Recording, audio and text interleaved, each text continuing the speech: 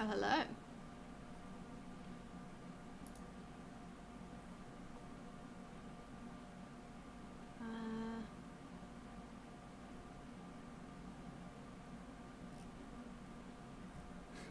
So I was just posting my link on Twitter and I just see this very worrying trending topic.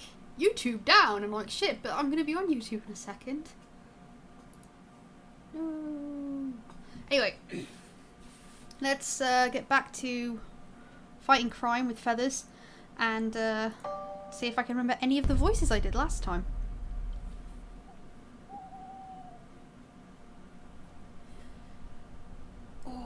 Okay, that's where the crime took place. I do need to talk to him. I don't remember what that is. Oh, that's the bar. Okay, I'm going to go to R&M Associates.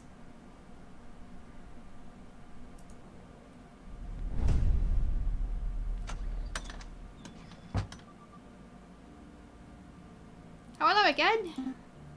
Hi, Marcy! Marcy, we have a message for you. It's from Prince Juan himself.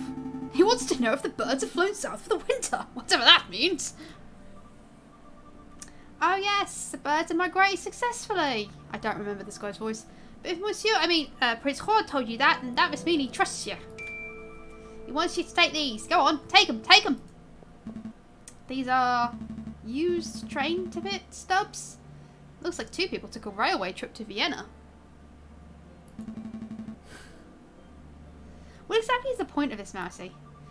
Prince Juan said they'd be helpful with the trial. See the names! See the names! Gautier Signy, Nicole Signy. I recognise the surname, but I don't know who these people are. Neither do I, really. Prince Juan told me to book these train tickets for these people and then to make sure they caught the train. And so, that's what I did. Strange. I'm not sure exactly how these stubs are supposed to help with the trial, but I'll keep hold of them just in case. Ticket stubs have been added to your evidence folder. Yay! Let's go, Sparrowson. I'm done playing courier. A good call! We have like a day, maybe 2 left.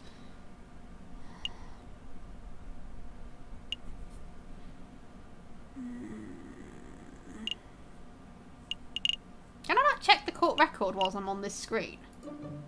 Apparently not. Okay.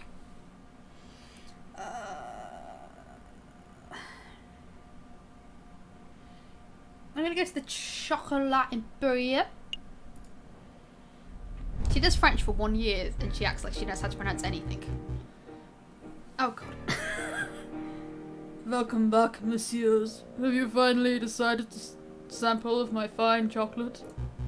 Or perhaps you have just returned to ask more questions? It's just the questions today, I'm afraid.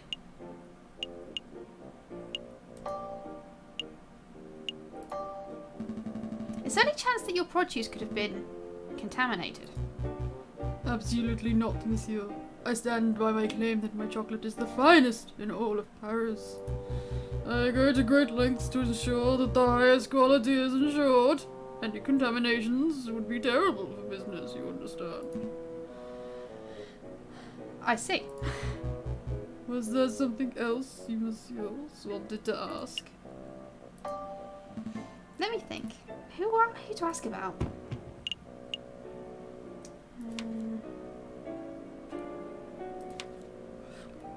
Pardon me.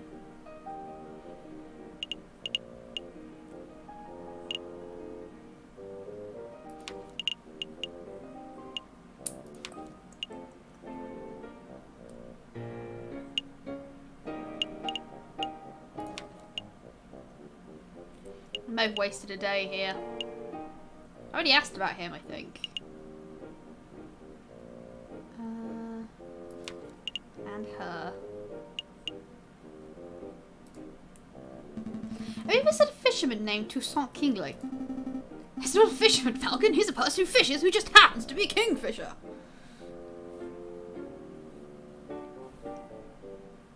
Ah, yes. Remember what Fi said about her years as a defence attorney? It's not about proving to client innocent, you can. It's about proving to prosecution ain't done their work. Yes, she did say that. I don't have time for semantics games, Sparrowson. In any case, I have not encountered any such an individual, messieurs. Let me think. Who to ask about? Let's go out on a limb. Have you ever served a hairy wolf in judicial robes named Judge Romulus? I was not expecting that answer. Yeah, I literally just did that. You'll catch up in a second. Yes, monsieur. Alright, have you ever served... Wait, did you just say yes? That was my reaction. Yes, monsieur. A wolf in judicial robes. I did serve a person like that a while ago. On the 6th of January, to be precise. Did he say or do anything suspicious? Not that I can recall, monsieur. He was a pleasant fellow. Big, toothy grin. Bought 200 grams of classic dark Belgian chocolate with a custom filling. Custom filling? Some type of caramel, he provided itself. Although he unfortunately did not bring enough for me to sample. What does this mean, Falcon? Well, we shouldn't make any assumptions. It may just mean that this judge liked to eat chocolate. But if the judge's purchase is related to the wrapper at the crime scene, then... Monsieur Hagelslack, do you think I could get a copy of Judge Romulus's receipt? I can do you bound better, monsieur. I have the original right here. I keep them for tax purposes, you understand. Is it okay for us to take it, monsieur? Absolutely. Memorizing the receipt's contents is trivial, after all. Chocolate receipt has been added to your evidence folder. Oh, would you look at this thing? Judge Romulus signed it in green ink. Green ink? I knew Judge Romulus was shady, but only truly villainous people write in green. Thank you very much for your time, Monsieur Hagelslack. You have been enormously helpful. I am glad to be of service. I wish you the best of luck with your case, messieurs. Oh, my throat. My chest, really. That one's really pretty tough. Oh.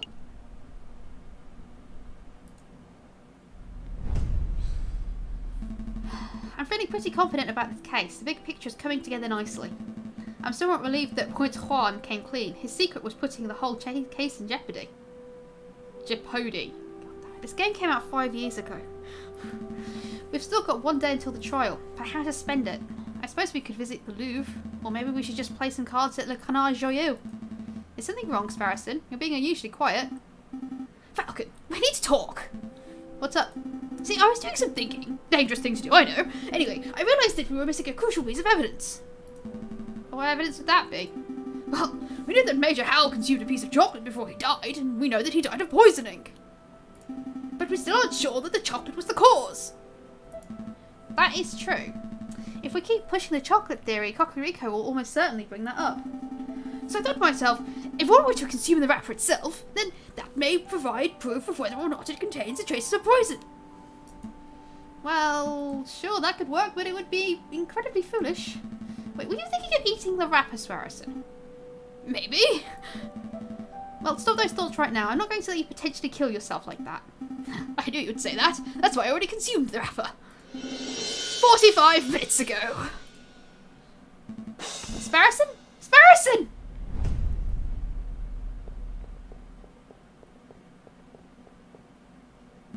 Oh god. Doctor, is Sparrowson okay? Well, he's not conscious right now, but he is stable. I think I'd safe to say your friend is not on his deathbed. Oh, thank God. How did you say this happened again? It's a long story. Lawyering, occupational hazard. Doctor, can you tell me what poison caused this? I have no idea. I'm an expert in mental health, not toxicology. But I have sent for a specialist who should be here by tomorrow morning. He will make a full assessment. Oh, that's good to hear. Thanks, Doctor. Take good care of him. Wait a moment. There is a matter of the bill. We'll have to discuss it later. I have an important case to prepare for, and I'm one partner down. I see. Well, rest assured that your friend is in good hands. Well, the fucking copper was a dog, and dogs can't eat chocolate either, you know. This is terrible. What the hell was Barrison thinking? I can't win a case like this. I don't know who this is. Did someone say something? I don't want to give him a voice until I know who it is.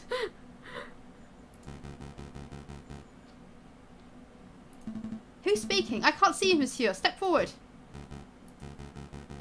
Oh god, this is threatening. Ow.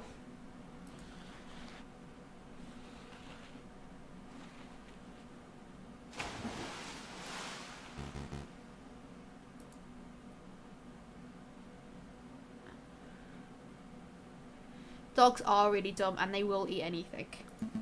What just happened? Where am I? Am I dead? No, that can't be right. This is night time. I'm just sleeping. If I focus and count to 3, I should be able to wake up. 1, 2.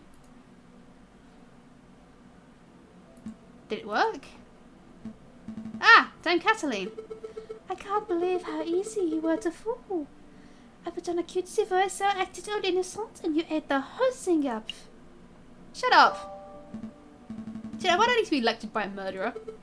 I'm the murderer? Why, Monsieur Falcon, it was your accusations that put Baron Roger on death row. It wasn't my fault. Hey, where are you going? Out of my way, Severin. I'm not done talking to Dame Cataline. Wasn't my fault. Is that the excuse you make after all of your failures? I'm not making excuses. Failure after failure after failure. No new desire to improve yourself. You're a joke of a lawyer, JJ. Don't call me JJ. That's what you have to say? How pathetic. You don't even deserve to stand in your grandfather's shadow. Yeah, I know this isn't quite right, but fuck off. my grandfather. I'll prove you wrong. I can do better. Oh, it's you, Barrison. Have you come to berate me too? What? No. I'm just here to tell you to wake up. Wake up, monsieur. Wake up. Hey, can you hear me? I said wake up.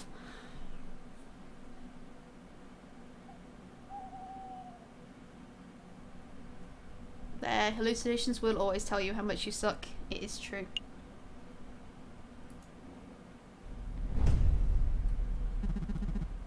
Come on, monsieur, wake up. I said wake up. He's starting to worry me. My accent's changed too, but it's only because of the stress of the court. Alright, goodness, I wasn't sure whether I have to find a doctor or a mortician. Ugh. My head. Where am I? The Pont d'Art, you know, by the Louvre in Paris, in France. I fished you out the Seine, nearly broke my rod doing it. Wait, I know you. You're that disreputable lawyer guy. Shiro Falco or something. What time is it? Actually, what day is it? You're ready for a yarder? It's the 21st of January, around 9 o'clock in the morning by my reckoning.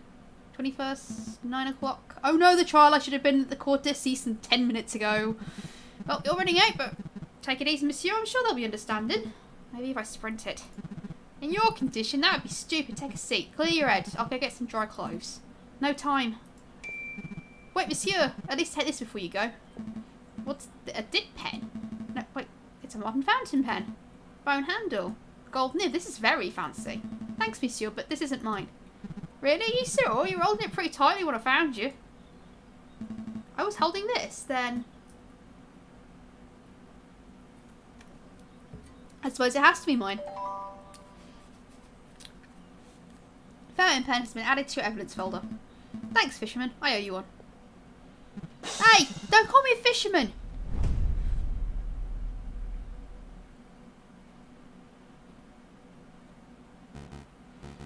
It's 9 o'clock. I believe it's time for the roll call. Is the defense not present? Such unprofessionalism. If there is no defense, and this trial cannot proceed any further, we must make a ruling based on the evidence that has already been presented. I will now converse with the jury. We shall decide whether Prince Juan is guilty of murdering Major Howell and of conspiring to murder the king. Your Honour, may I have a word? Fine, but to make it quick. I'm a firm believer that the trial must be orderly and punctual. Has no room for wishy-washy dilly-dallying. And it seems sort of rash to end a trial the moment it is due to start. Perhaps it would be prudent to wait 5 or 10 minutes in case the defence is just a little tardy. And the trial still has a chance to proceed, and justice will be served. You're the prosecution, are you not? You have nothing to worry about. The guilty verdict is all but guaranteed. Your Honor, you appear confused. I'm not here to secure a guilty verdict. Of course you are. You're a prosecutor. By definition, you're here to prosecute. No, my job description is to prosecute. But I am here in this courtroom to ensure that justice is served. This unfair and unbalanced trial is not in the spirit of justice. That's very noble of you, but if the defense is absent, then there is little more that can be done. I'll hear no more about this matter. I'll now talk with the jury. The defense is present, Your Honor. You're too late, Falcon. Mon Dieu, JJ, you look like a total mess. Did you take a morning swim in the Seine or something? Something like that. Your Honor, we're all present. We're only 3 minutes over schedule. Let's not needlessly dirty the pure name of justice. Rules are rules, prosecutor. Falcon clearly has no respect for legal procedure. Frankly, for turning up while looking like a drowned rat, I ought to hold him in contempt of court. Your Honor. But Your Honor. Rules are rules. One more word out of either of you and I shall have you both disbarred.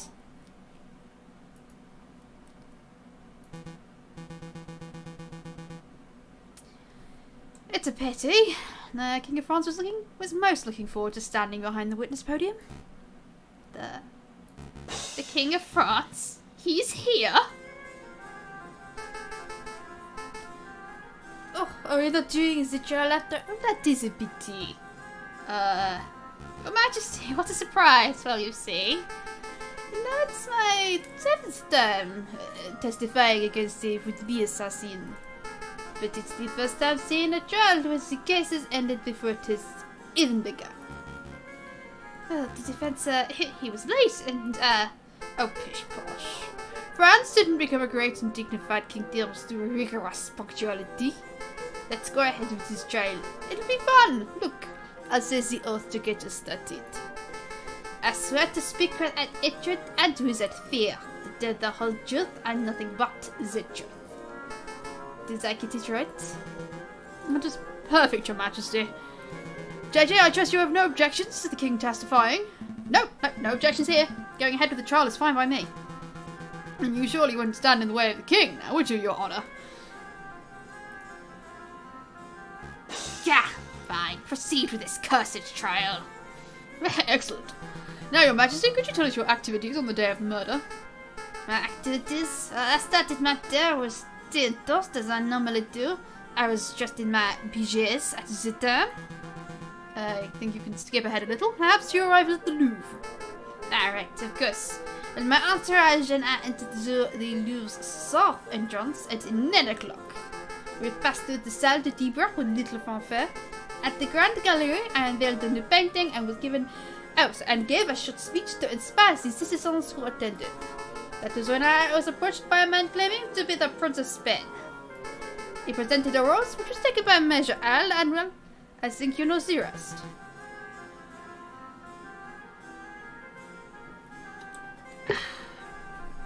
Indeed we do, Your Majesty. Madams and Messieurs of the Court, what we have here is another testimony that establishes Prince Juan's guilt. And this is no ordinary testimony. It is a testimony of perhaps the most trustworthy man in all of France. Oh, you flatter me, prosecutor. But I am the trustworthiest in the kingdom, aren't I? I have no doubt, Your Majesty. Nevertheless, I would like to perform a cross-examination. How dare you doubt your king? The utter nerve. Oh, calm yourself, Judge. I have no qualms with the standard legal procedure. Defense, please proceed. I want to see your best gutter and drama material.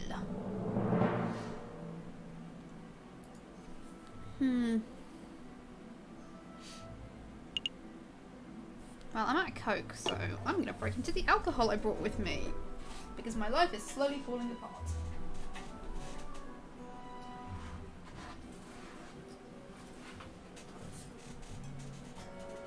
So, what am I drinking today? Well, I bought this many years ago. With the intention of drinking it with somebody. Mostly my bro, but that never came to pass, so now I drink it alone. At 2 o'clock on a... Gosh, what day of the week is it? Where's my phone? It's Friday, right?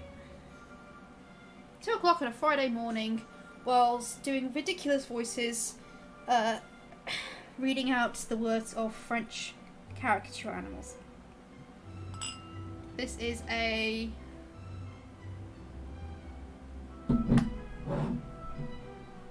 plum-infused sake. What did I do with the lid?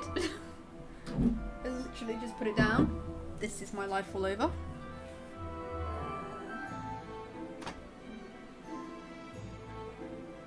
It certainly smells. It smells alright actually. Kind of smells like the inside. Oh, there it is. Kind of smells like the inside of a sweetie, like a chocolate. You're gonna fancy assortment. Let's give it a try.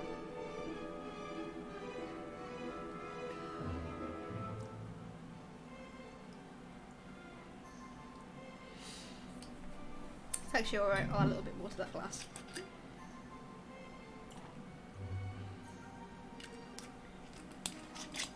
I mean, sake is essentially just like vodka that you drink like wine. Because there's a lot of alcohols that are essentially just vodka.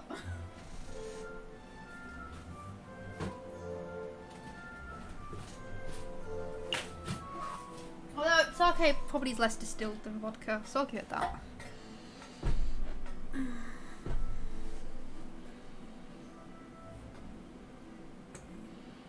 So what could have come to pass if it wasn't for Miss Corian Beerus?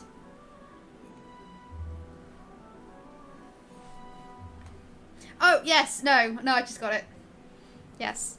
No, I bought this like 3 years ago and we just never got around to drinking it. We had plenty of opportunities, mate. It's okay.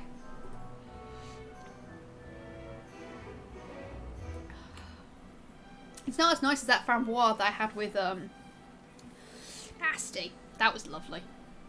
Anyway, continue on with the terrible French accents. Your Majesty, you said that you entered the Louvre from the south entrance. Indeed, we approached from the Hotel de Ville, so it's an Aviary with a sad stroll, and my accent is already changed. Did you see anyone suspicious? Did you see anyone or anything suspicious around the Louvre's entrance? Suspicious? I'm afraid not, monsieur. Just the regular riverside types, bourgeoisie, vendors, people who fish, and the like. I like you, King Louis Philippe. People who fish. He gets it. He gets it. I see.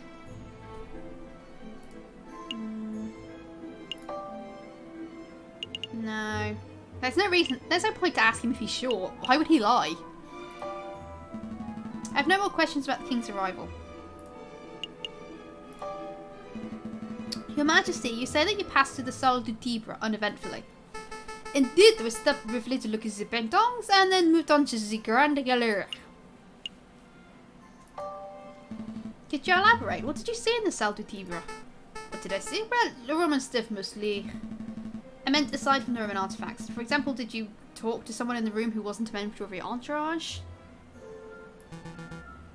You're reaching JJ. The king has already testified that he passed through without encountering anything of interest.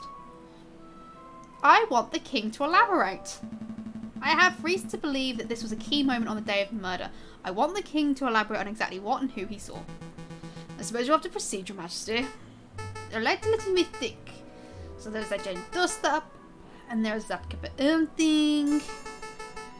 Oh, so there wasn't the ghost now that you ask. I was after the box of chocolate by some peasant mademoiselle. I don't have much of a sweet tooth, but Major Al was keen to accept the chocolate or two on my behalf. What? Did you say something startling, prosecutor? No, please continue, Your Majesty. I think the prosecution is startled because he just came to the realization that I was not spouting drivel in the previous trial session. Well, that's debatable. To cut a long story short, Your Majesty, this mademoiselle may hold some relevance to the case at hand. Could you describe her? Really? It's just relevant? Well, let me think. As you can tell, as the King of France, I have to have every terrible French accent under the sun. I didn't get a good look at her face, but she was a sorry-looking swan, probably in her late teens or early 20s. A young, sorry-looking swan, you say? I don't suppose her name was Mademoiselle Signy? Signy. That sounds familiar. Yes, I think it was it. She was called Mademoiselle Signy. I see. This is undoubtedly significant. Mademoiselle Signy gave chocolates to Major Hal minutes before he died. Now, just 1 minute. I'm sure what you're alluding to, JJ, or suggesting that the gifted chocolates killed the Major. But that line of reasoning holds no weight because the evidence is circumstantial. Circumstantial my tail feathers. The king just testified that Major Hal ate chocolates. Yes, but that much is no longer in dispute, but you still have not proved that the chocolates were poisonous. Without that, we must assume that the Swan has been offering a gift, rather than speculating that she is a murderer. Yes, yes. Shame on you, defense, implicating a poor, innocent young girl like that. Absolutely disgusting. Wow, to end this trial. Hold on. I do have evidence that the chocolate was, in fact, poisoned. I don't believe you, JJ. If you had a piece of evidence that significant, you would have slammed it down already. Present it. Well, I can't. It's not really evidence-filled type of evidence. Why am I not surprised? How's the shipping going, by the way, with these two? The drama was just getting good. Why did you all suddenly go quiet? My Majesty appears the defence has just had a realisation of his own, that he lacks evidence to support his theory. Since he cannot continue with his argument, I believe the cross-examination has come to an end. I'm not done yet! Let me present my evidence. See, I had the chocolate wrapper back in my office and Sparrowson ate it. Stop, JJ, stop while you still have a little dignity. The results of whatever crackpot pseudo-scientific experiments you performed do not constitute valid evidence. I think this trial is over, Your Honour. About bloody time. You may take your leave, Your Majesty. Very well. I please that justice have been thoroughly served. Until the next assassination attempt, adieu, messieurs. I will now deliberate with the jury. Objection! Sorry, I always wanted to do that. Sparrowson, are you okay? Yep. Not to say I have an iron stomach. Most of the poison beads have passed straight through me. Speaking of which, I'd like to testify on my poisoned chocolate issue. I even got a doctor's note, you see? It's too late. Trial is over. You can't be serious, Your Honour. The contents of that note could turn this entire trial on its head. You must allow it. But why are you constantly arguing with me? I thought the job of a public prosecutor was to assist the judges. I told you, Your Honour, my job isn't to get a guilty verdict. It's to ensure that justice is served. I swear, you're the worst prosecutor in all of France. Go ahead, Sparrowson, read the contents of the note for the court to hear. Ahem. As patient, Sparrowson was submitted to Salpêtrière Hospital, where he displayed a variety of symptoms. These include profuse sweating, a rapid fever, and severe nausea. The patient was diagnosed with poisoning, probably originating from the plant known as aconite, aka monkshood, aka wolfsbane.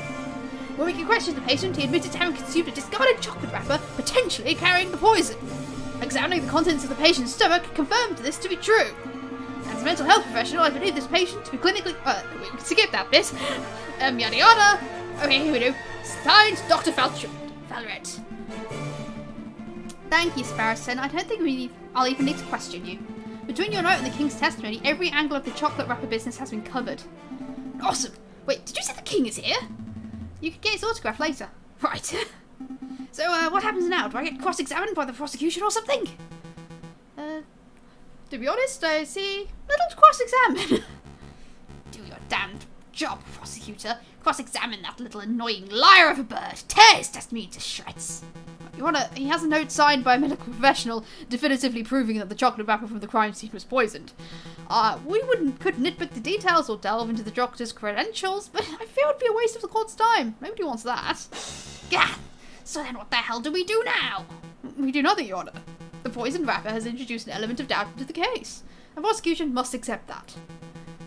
What is the level of reasonable doubt? Sorry. But is the level of doubt reasonable? Is it significant? I think the members of the jury will agree. JJ's evidence is still tenuous. Tenuous? A step above circumstantial. We have proven a link, not wholly a logical link, but you haven't proved beyond doubt that Major Hal was killed by the chocolate. You're still making far too many assumptions. Where is the empiricism that is required by any court of law? Where are the witnesses who can back up your claims? Oh, I brought along a witness. Maybe she can help.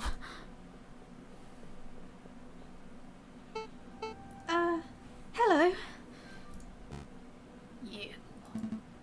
Sparrowson, it's great to see you on your feet, and you've been enormous asset to this case, but what are you trying to pull off now? Surprise witness! Surprise witness. Yeah, I remember you mentioning that Cocorico liked to call things surprise witnesses, so I thought we would beat him at his own game. I brought the flower girl, Mademoiselle Signy, so she can testify about Prince Juan's character. You're putting me in a difficult position, Miss Harrison. Just moments before you arrived, we, the court, established that Mademoiselle Signy is this possible suspect for this case. What? That can't be right. Miss Harrison, it's okay. Monsieur Falcon, I would like to testify. Is it too loud? Should I turn it down a little bit? Hang on. It does get a little bit loud during like really dramatic moments.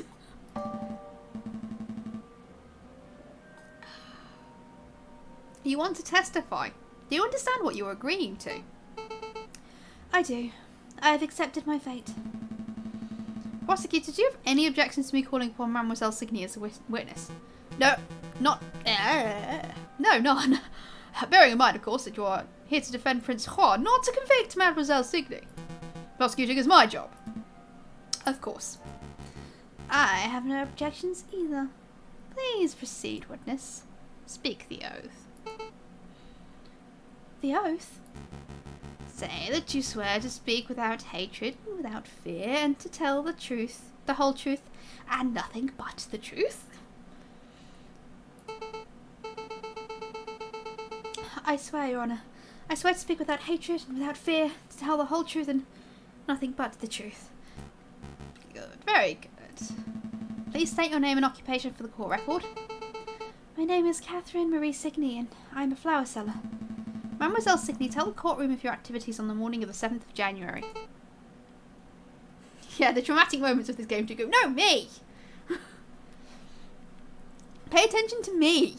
Not the poor woman trying to narrate this entire game by herself because she's an idiot who didn't think this plan through. Listen to me! The dramatic music! Very well. I saw the king and his entourage enter the Louvre around 9 o'clock. I followed, and they came to a stop in the Salle du Tibre. I stepped forward and offered the king a chocolate. He refused, but a guard, a big dog by the name of Major Hal, was happy to oblige because dogs are idiots. The guard died because I, personally, had added poison to the chocolates. That can't be right. I used chocolate derived from monkshood, a notoriously dangerous plant. As a flower seller, it was simple to acquire. I don't know how that really makes sense. I'm a flower seller, not an apothecary, but yeah, sure, we'll go with that. Why did you do it, mademoiselle? Why? Monsieur, people have tried to kill the king before, and people will try again. He is a vile man who has no respect or love for the people who suffer under him. I did it to better the French people. I don't believe that at all. Falcon, say something. Mademoiselle, are you being coerced or threatened? Speak freely. No, monsieur, I'm confessing of my own volition. It is my guilt and nobody else's. Intriguing. Pretty convincing. I've gained favour with jury. But at what cost? At what cost? Defence, it looks like you wormed a confession out of this little murderous pute. Not sure what a pute is. Fuck it, I'm going to look it up.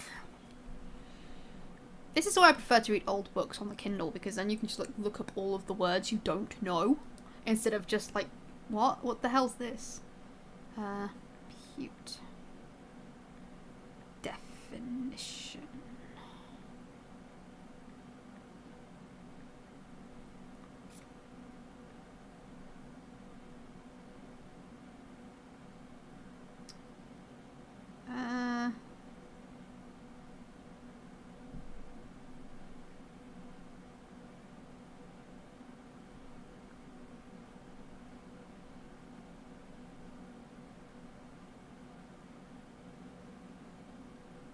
Oh, okay. It took a second because there's like multiple different meanings of it. It just means girl. Basically. Oh no, he doesn't mean girl. He's calling her a whore. Vulgar, whore, slut, prostitute, a la au pute. To get oneself a whore. Or two, bitch, slut, promiscuous woman.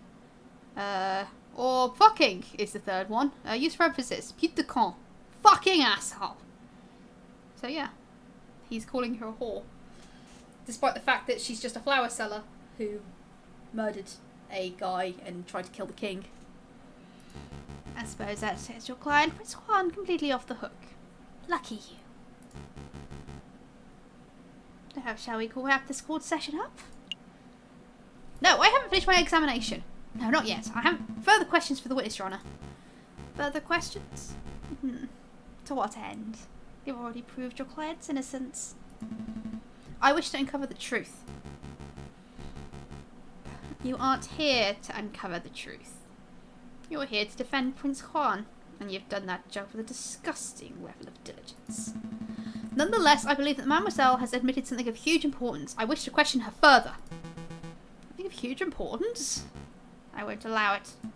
Fine. Can I at least show something to the witness? You and the prosecutor are a right pair of moralising blowhards, aren't you? You're doing my head in. Fine, if we'll shut you up, I will let you show one magical mystery item to the witness. I can't imagine you'll have anything up your sleeve to change the flow of this trial, though. Please give your testimony, you Aerith-looking motherfucker. That is basically what he was saying. Monsieur Falcon, save it. I have nothing more to say.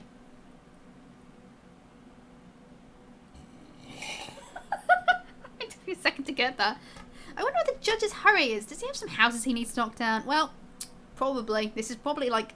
I feel like this is some kind of like Who Framed Roger Rabbit or LA Noire style thing where all of this murder and stuff is just part of some goddamn real estate scheme. Oh, it is kind of like baffling to the mind that both LA Noire and Who Framed Roger Rabbit have like the same underlying historical basis to them, and that is the building of a fucking motorway. It's amazing and I love it.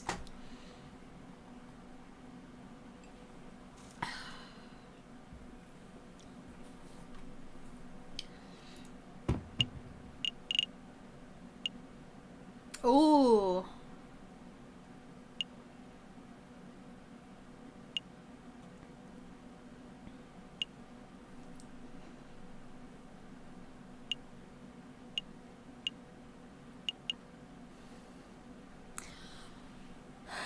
Alright, I think it should be these 2 ticket stubs.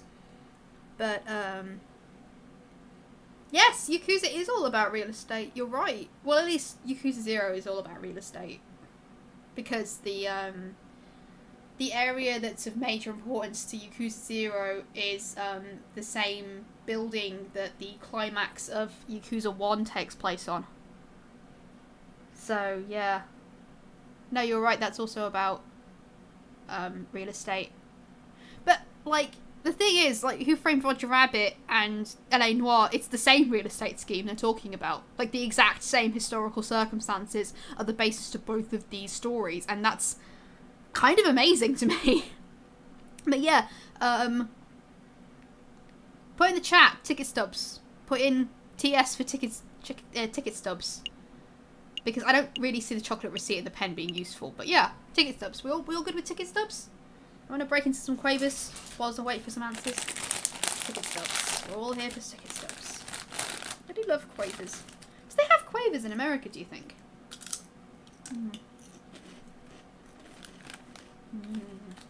I love quavers. Oh yeah. Let me read the bit on the back, because it's a little bit weird. Curly little things, quavers, and no two the same. Some twistier, some that wrap around your tongue, but they're all crunchy and melty and pleasingly cheesy, and go on, pop one in your mouth. A little bit creepy. Yeah, sure.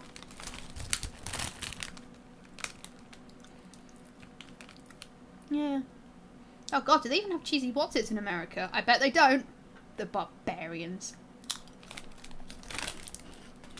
Now, I really could go with some salt and vinegar French fries. They're not as good as chipsticks, but they're still quite nice.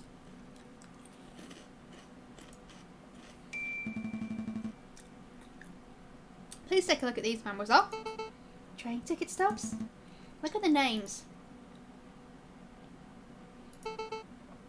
Papa and Mama.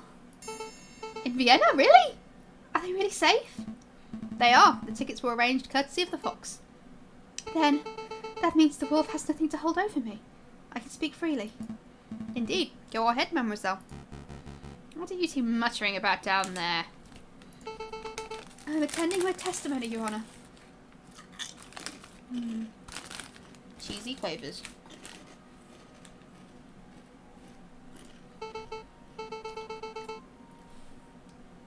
Members of the court, everything I've said here today has been the truth. I did go to the Louvre on the 7th of January. I did present a box of poisoned chocolates to the king. Except it was not of my volition. I was threatened. I was forced to carry out the task under threat of harm. You see, my family has been struggling to get by. The winter has been harsh and my flower business has been struggling. One day a man approached me. A man I assumed to be kind-hearted. This man offered me 200 francs to get us through the cold. But I could not afford to repay the debt. When I attempted to bargain with the man, he offered me a deal. Assist him with murder, and he would drop all debts. Refuse, and he would ruin me and my parents. I obliged because the alternative meant death for those who I love. The name of the man who did this? It's Judge Romulus. Say what? Ha! What a creative story. This is obviously a last-minute, desperate attempt at passing the buck. The sheer laziness of this girl to accuse a man she's never met before. She's blatantly floundering. Indeed, I've had dozens of these self-pitying yarns during my time as prosecutor. Although, admittedly, this is the first time I've seen a witness directly accuse a judge. Quite a brazen gambit. But in any case, these sorts of stories never turn out to be true. They're always proven to be a fabrication born of desperation. I've never been more honest, monsieur. Listen, Mademoiselle Signy, I would like to believe your story, but accusing a judge no less, of conspiring to murder the king is a hugely serious accusation. Do you have any proof to support your story? Proof? You say the judge lent you money, and the most of a signed contract when you made the transaction. The contract would suffice as proof. The contracts were all verbal. He said the money was a gift at first, and only later said that I had to repay him. How convenient. Of course the supposed contract doesn't exist. The mademoiselle has no proof because the story is a blatant lie. Falcon, you have to do something! Do you have anything to link Judge Romulus to Mademoiselle Signy? A link? Of course! Members of the court, I know for certain that Mademoiselle's story is true. I can say with certainty that Judge Romulus has made contact with Mademoiselle Signy in the past. I know this because at this very moment I am holding a key piece of evidence that links Judge Romulus directly to the crime scene. Bam! I think you should take a look at this, Severin. Me? You don't trust it in the judge's hands? What? What is that? What does that piece of paper say? This is a receipt for a box of chocolates. From Landa Hagelslag's Chocolate Emporium on the 6th of January. Made out to a man named Romulus? The writing upon the receipt is very clear. A man named Romulus bought chocolates on the day before the murder. These chocolates happen to have been of the same brand and flavour as the ones that were used in the royal assassination attempt. By itself, this evidence would not be definitive, it would only suggest that the judge has something of a sweet tooth. But taken in conjunction with the mademoiselle's updated testimony, it would imply that the judge was directly involved in the assassination attempt. Judge Romulus, do you have anything to say about this? Yep. That receipt's not mine. I haven't stepped foot in a chocolate shop in years.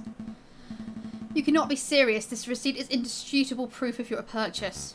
Indisputable? Watch me dispute it. What have you there is a scrap of paper with the word Romulus scrawled on it. Is it a forgery? Or simply two men named Romulus living in Paris? I don't have a clue. What I do know is that you have nothing to prove I was the one who signed that receipt.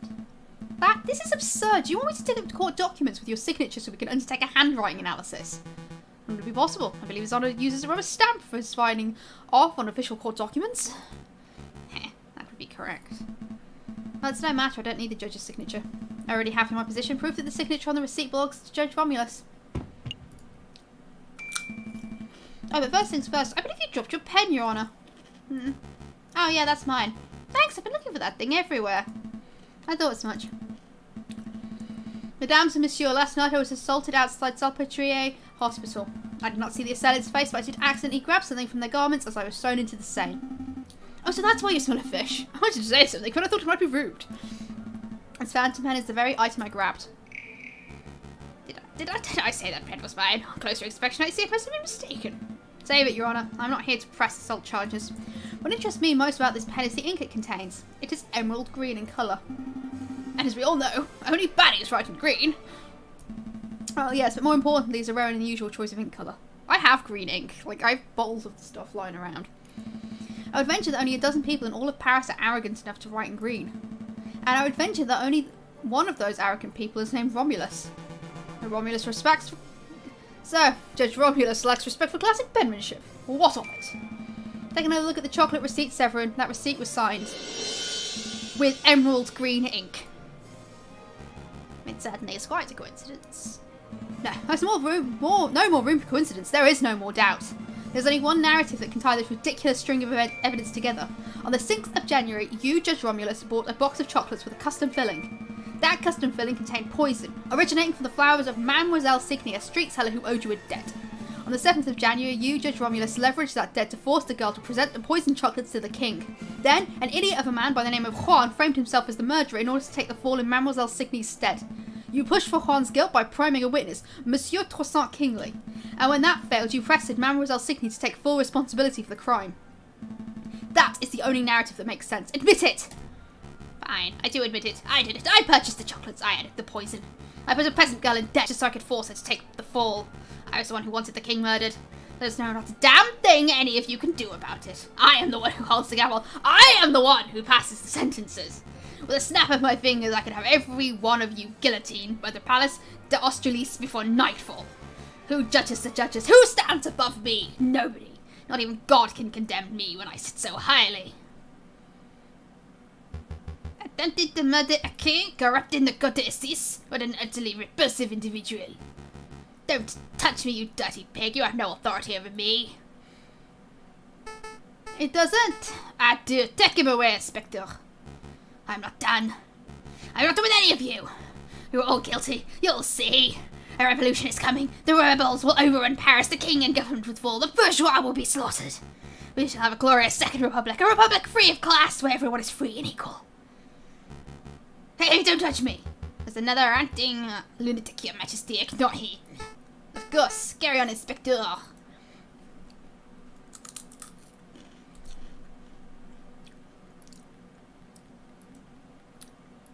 What? What happens now?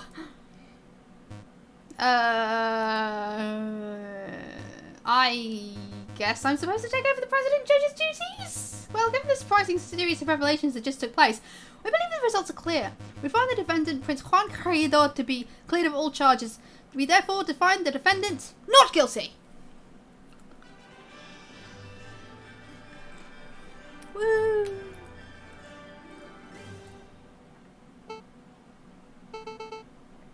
What happens to me now? Mademoiselle, it's clear that you were coerced. However, you still played a significant role in the king's assassination attempts. By all rights, you must be tried for your crimes. I see. I cannot argue. But, as it happens, due process was not followed during this trial's session. Judge Romulus thoroughly disrupted the proceedings. Consequently, I believe that most testimonies given during this trial session will not be seen as valid in a court of law. What does that mean? He's saying that you're free to go! Correct. As prosecutor, I see no crime to prosecute. Really? Thank you so much, monsieur. And thank you, messieurs. Without your help and assurances, I don't know where I'd be right now. So, are my parents really in Vienna? I think so, but you would have to ask the Fox for details. I don't know exactly what he arranged. Although, now that Judge Romulus poses no threat, I suppose your parents would be free to move back to Paris. Actually, I may follow them to Vienna. You need a holiday after all this drama? Well, yes, but I also want to get away here before, before the fighting starts. You mean the revolution Judge Romulus mentioned? He doesn't seem mentally stable, pay him no mind. It's not just him, monsieur. In the streets, everyone talks of an uprising. If you were smart, you would get out of here too. Thanks for the concern, mademoiselle. But we're far from smart, so we're staying put. I see. Then good luck, messieurs, and farewell. Maybe we can meet again, when this is all blown over.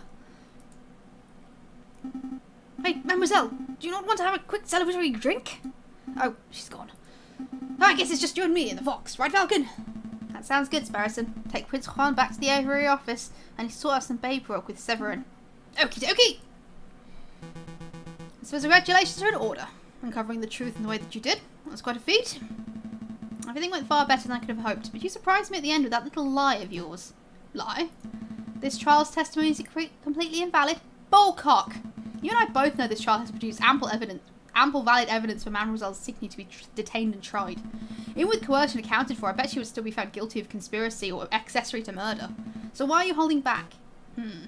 Well, you know, 10, maybe 5 years ago, I probably would have prosecuted Mademoiselle Signy. When I was fresh out of law school, I thought my role as a prosecutor was to condemn every potential criminal that came my way. I thought, if the guilty person ends up behind bar on the hanging dock, then justice has been served. But as I gained experience, I started noticing the details. The details? The extenuating circumstances, the personal considerations, the gaps in the law, where, even when due process is followed to the letter, good people are punished and wrongdoers walk free. I hated it, so I changed my role. I decided I should not strive to secure a guilty verdict, but to ensure that justice is served. I could prosecute Mademoiselle Signy, and she would definitely be convicted, and that would not serve justice. You're a good lawyer, Cocorico. You. Well, not a terrible Falcon.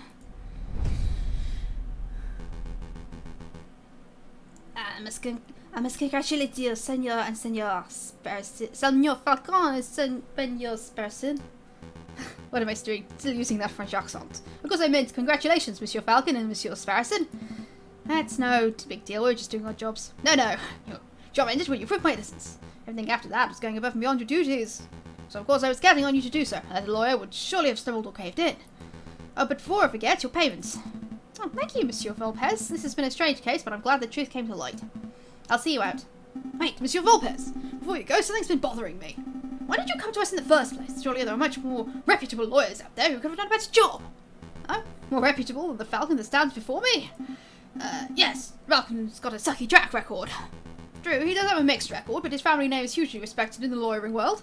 I chose Monsieur Falcon as my lawyer for that reason alone. Huh? Really? Never heard of another lawyer named Falcon. Let's not go down this road, Monsieur Volpez. I don't want to go by my old name for a reason. That's fair. We shouldn't be fixated on the past, should we? After all, it's already been and gone. The future is where our potential lies. That's what we should be paying attention to. The storm is approaching fast. Even the revolution that the crooked judge mentioned. Indeed. I dare say the wolf is right. Rebellion is coming, one way or another. Listen, Monsieur Falcon, you'll probably have a surge of work over the coming days. If you want me to dig up dirt on anyone, please feel free to drop by my office at any time. Dig up the dirt? I'm a private investigator. It's what I do. We'll bear it in mind. Thank you, Monsieur Volpez. Good day, Messieurs. I'm going to get a drink. Seriously, Falcon? What? I'm just going to ask you if you wanted tea or coffee. I'm looking forward to Falcon's backstory. Okay, we might as well keep going. We've only been going for an hour. Do I remember the July Revolution? Of course, how could I ever forget? The chanting, the violence, the smell of gunpowder. The 3 glorious days.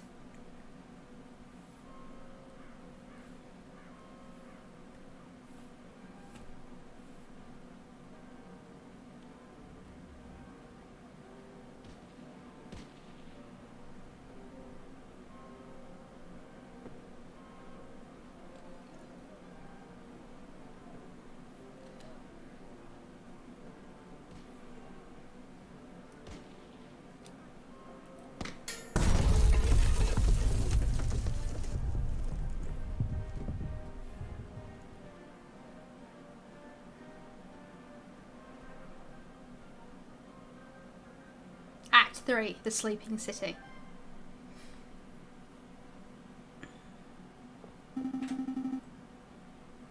I can't believe he's skipping work again.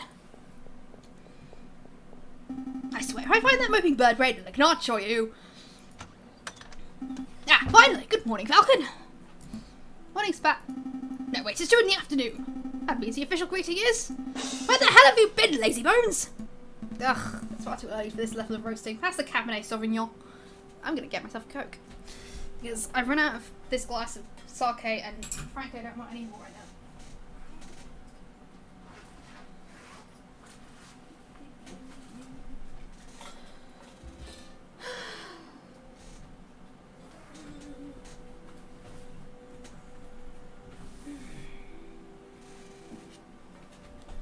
Yeah, like, I don't know, part of me is disappointed that Falcon and Cocorico aren't particularly shippable.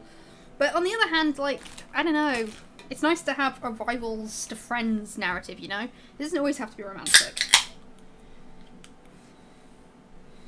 I mean, I don't go around shipping Jack McCoy with every defense attorney I see on Law and Order.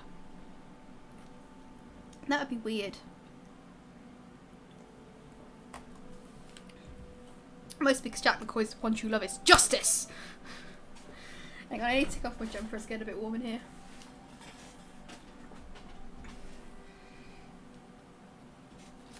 I'm a great fan of Law and Order. Like a fantastic big fan of it. I love it. I'm not a great fan of Cutter, but I love McCoy. And Mason beforehand, I think his name was pretty good.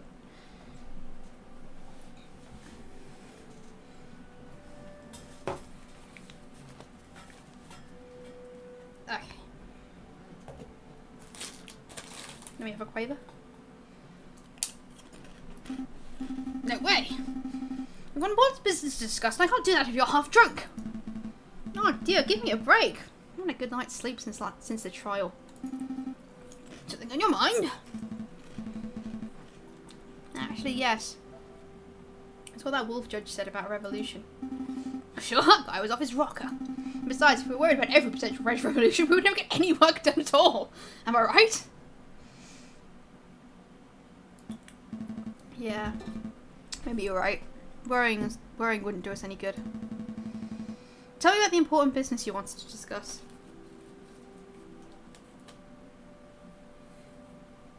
Yeah, not everyone is Yamato and Taichi. Some people are Naruto and Sasuke. Would you really say that about Naruto and Sasuke? They're not really friends. Like, that's not a healthy relationship, even if it's romantic or platonic. Yeah, I'm with you on this, Chloe. They're friendly rivals. And that has a charm. They're the kind of friendly rivals where I'd ship one of them with the other one's sister. Yeah, I think that's how I do it. Oh, well, yes. A business. A letter! This one's from the Paris Police Department. Fancy wax seal and everything. That is indeed a fancy seal. Well, go ahead, Sparrowson. You may have the honours. Oh, God. I accidentally clicked off the window. Right. Monsieur Falcon. Meet me on the rooftop cafe opposite the Place de la Bastille. I have a proposal. Regards, Inspector Folletti. That's it. Have hers. Folletti's letter has been added to your evidence folder. A proposal from the inspector? Interesting. Do you have any idea what sort of proposal he has in mind? Not a clue. So, are we going to meet him and find out? May as well. I know what sort of proposal the inspector has in mind, but we would be foolish to reject it without even hearing him out. Grab your coat. Alright, no dilly-dallying. I like it. Oh, before I forget, I need to drop by the hospital at some point. What did you eat this time? No, it's not like that. Well, not entirely. I need to pay for the bill for my last visit. Oh, that's reasonable. Sure, we can pay a visit, but the inspector's call should take priority, I think.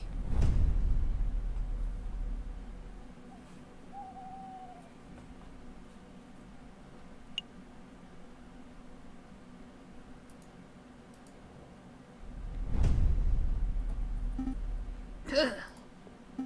It's far too cold to be meeting on a rooftop cafe. Why couldn't the inspector have chosen a comfier location? I bounce around a lot when I do Sparrowson, and it's kind of annoying. Who knows, maybe the inspector likes the view because it reminds him of his day guarding the old Bastille under the Ancien regime. Why, do you think the inspector worked here during the Ancien regime? Do you think that's how he got his war wounds? It was a joke, Sparrowson. I'm pretty sure the inspector isn't that old. Well. Severin, what are you doing here? Settle down, JJ. Just like you was invited here by the inspector. What could you want with all three of us? It's hardly unusual for the lawyers and police of France to collaborate. The inspector probably has a big investigative role that requires all hands on deck. A big investigative role? Sounds juicy. By the way, did you hear what happened to Judge Romulus? Oh no, what? He escaped from prison before we could even try him. Rumour has it that he wolf-bribed his jailkeeper and fled for the hills. So he escaped justice. But now, don't fret, nobody managed to escape the long arm of the law forever. Speaking of which... Ah, good. You're here. Excuse me, Monsieur Inspector Folletti, sir. Falcon and I were wondering, did you get your injuries while defending the old Bastille prison? Don't drag me into this, you fool. I was joking. You impudent rapes. I'm not settled. I sustained these injuries in the July Revolution 18 years ago. I was a real guard, just a lowly peon. The air was sick with gunpowder and blood. Oh, great. Now you've set him off. We're given the order to charge at the rebel barricade. Wait, that would be Les Miserables, wouldn't it? That revolution. My camera did not fasten the bayonets. Suddenly, boom, without warning, a gunpowder keg exploded. My camera was dead. I was heavily wounded. That's when I looked up and saw the looming figure standing between the gargoyles and Notre Dame. It was the Viridian Glilla himself. This is a fascinating story, Inspector. Perhaps you could tell us why we're here. Oh, right, of course. Why we're here. Well, as I tell you, it's remains strictly confidential. You understand, it is a matter of national security. As you've probably heard, France is under the threat from a certain NS group.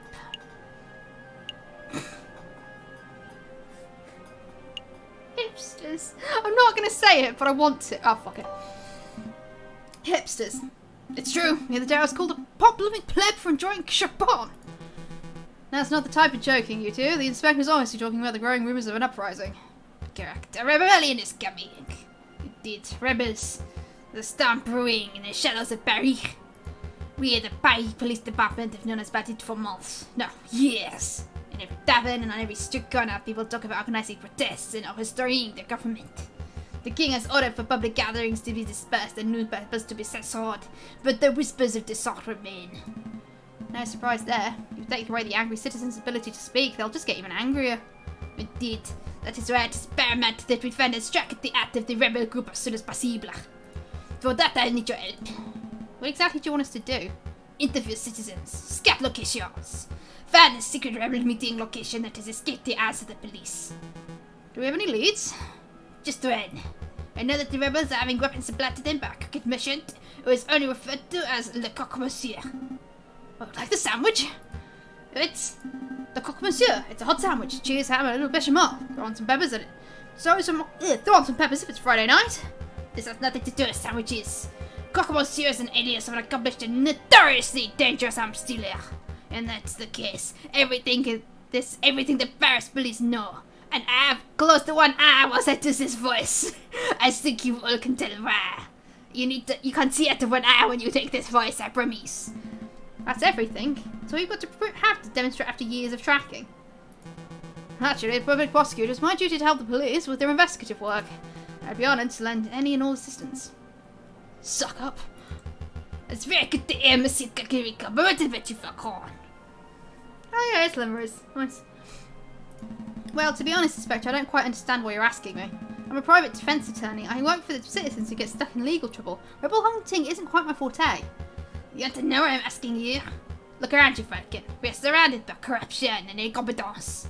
The judges are bloodthirsty wolves, the jailers are feeding rivals, and the National Guard are city ducks.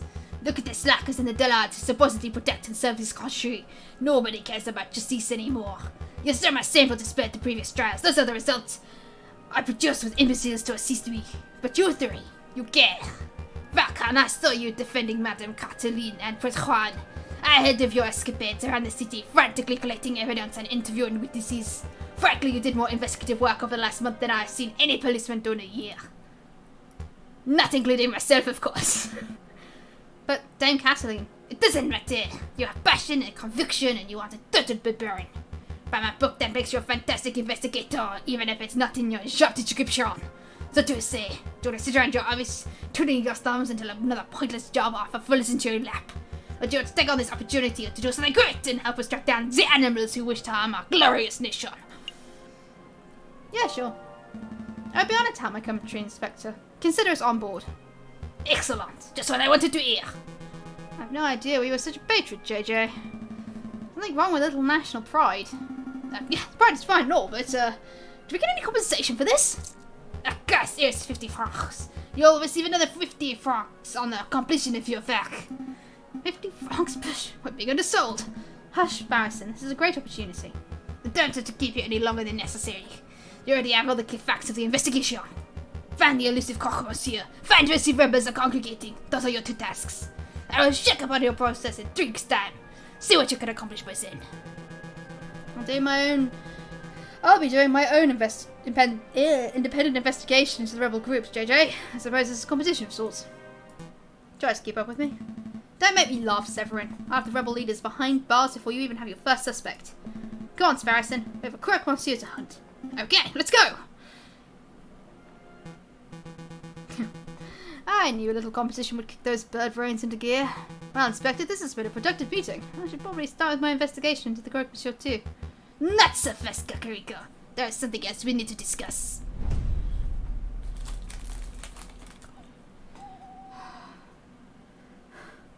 Part of me is just like sitting here going, maybe I should take up like actual voice acting because I get too much into this.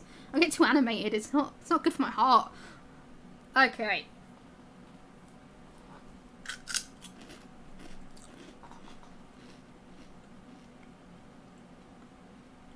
What would be a good place to start? Well, I suppose we do have a medical bill to pay, so we should probably go to La Salpêtrière.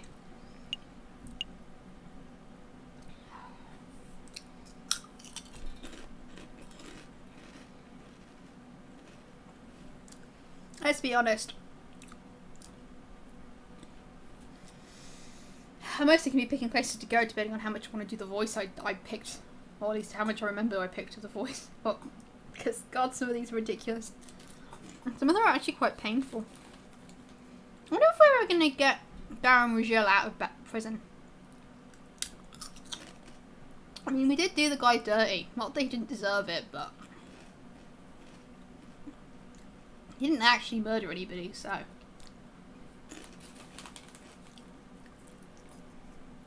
ah. Okay.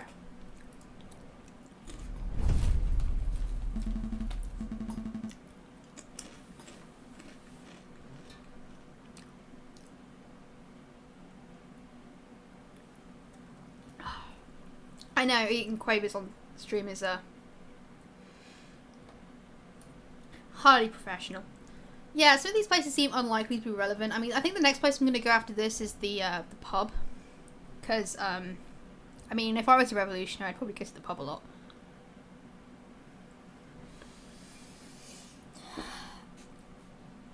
I don't know. Maybe we won't need to go to the chocolate emporium, but it might be fun. We'll see. We'll go where we think it's more likely to have to go first, and then we'll think about going other places. I'm welcome to I'm welcoming suggestions. Like you can just put where you think we need to go next. But we're going to the pub after this, so there you go, Sparrison. Go ahead and say what you need to say. Excuse me, Dr. Fellerite. I just wanted to thank you for giving me an antidote and making me well and stuff. It's no trouble at all, Sparrison, wasn't it? Because that's a small matter of the debts. Right. Let's see. 1 hospital bed, 1 dose of specialised antidote, expert medical care from the attending physician. The total comes to 500 francs. Ah! Falcon, can I get an advance on this month's pay and next month and maybe the next month's after? Calm down, Sparrowson. I'm sure the doctor's a reasonable man. He will surely allow you to pay in instalments. Of course, of course. Oh, thank goodness. My current wages, I'd be able to fully pay off the debt by the 20th century. Hey, your pay isn't that bad. Now, there's no need for quibbling. I have a suggestion. Your messieurs are lawyers, right? If you do some pro bono work for me, I'm able to knock the bill down a little. Maybe to say 100 francs? Oh, that sounds much more manageable. What kind of legal work do you have in mind? Debt collection. Sounds time consuming. No, sorry, Doctor, but we don't have time to be playing hired muscle shenanigans. We're actually in the middle of a very important investigation. Falcon, please, I don't want to spend my whole life paying the price for eating a bad chocolate wrapper. Let's hear the good doctor out. Alright. As a man I treated for a small injury a couple of years ago, has been evading my attempts at collecting his bills ever since. I wouldn't normally pursue medical bills so aggressively, but I know the man is a successful inventor. I can easily afford to front the bill. I would greatly appreciate it if you pay me a visit and strong arm into loosening those purse strings. I'm not making any promises, but maybe we can swing by the inventor's house if we have a free minute. Thanks, Falcon. And thank you, Doctor. We'll dedicate every waking moment to collecting his debt. Wait, I didn't agree to that. Every waking moment.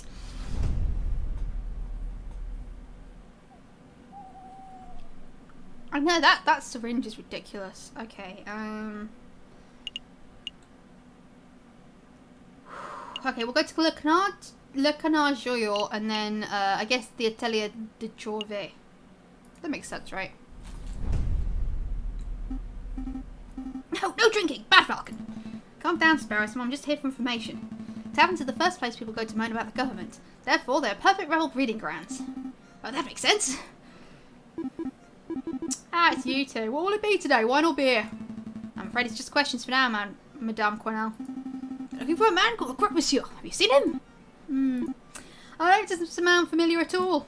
Okay, have you heard of any of your patrons bad-mouthing the government? Of course, this is a tavern. If there are people here can come to gripe about... Grope. Do you mean gripe? Gripe about... Sorry, just... I don't know who the devs are. Are they American? If they're American, that would explain, but they might not fully understand the difference between grope and gripe. But if they're British, my god, we need to have a chat, especially about the spelling of the word defence. People couldn't come here to gripe and talk about politics. Where else could they go? That's true. Has anyone stood out? Well, it's between you and me. The crowd on the drinking floor have been acting very shifty. I'm not saying they aren't rebels, but they're doing far too much talking and not enough drinking, if you know what I mean. I think I do. Thank you, madame. Let's see, where to go? Oh,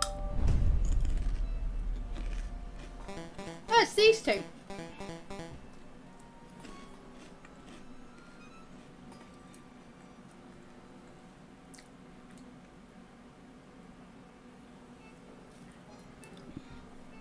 That's why the man was out, told me to put the order in.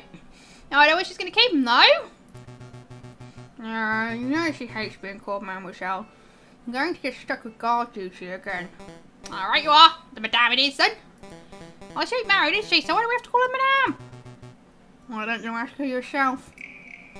Oh, wait. She'd straight beat me alive if I asked that directly. Wait, a shot. Do you smell that? It smells like eavesdroppers. Yeah, but where's sketchy logic from?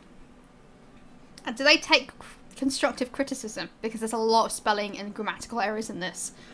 I love it. Don't get me wrong, I absolutely love this game, but there really are a few problems and they need to be made aware of them. Can I help you, messieurs? What were you two just talking about before we rudely interrupted? Well, I would like to include you in our conversation, but to be perfectly honest, I don't think that's any of your business. That's a matter of fact, it is our business. You see, we want to fight alongside the rebels. I don't know, I'm sorry, my voice is getting really posh all of a sudden. We do? Listen here, you. Hold on, Piero. Let me handle this. Listen, messieurs. I've seen you two around a couple of times. We're acquaintances, I suppose. Now, I don't know who you are, but I do know your line of work involves a fair amount of investigation. Therefore, I must assume you're some sort of detective or prosecutor. Am I far off the mark? Well, as I thought, I ain't claimed to be part of any secret rebel alliance. I have never heard of such a thing. But I don't remember of any such hypothetical group. I would not allow the entry of a man of law like yourself. Understood? Damn, that's a solid shutdown. Yeah, I'll try to see something else. Monsieur, have you heard of a man called... Falcon, wait! There's a slight chance these guys might be rebels, right? So if we asked already, they might be scared off. Good point. I'll try to keep it subtle. Monsieur, I see you're carrying a rifle. Evidently. Who manufactured it? Yeah, good question.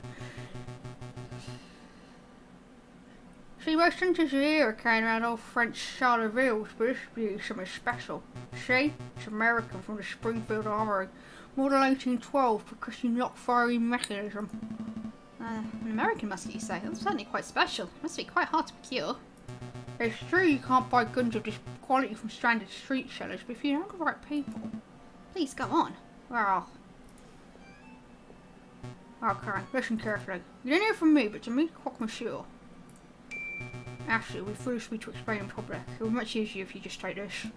The Book of Judges? What is this, some sort of law book? Isn't that a book of the Bible? The book's subject is not important, just take it. Oh, I see. It's the Book of Judges from the Bible. Old Testament stories of God smiting people and stuff.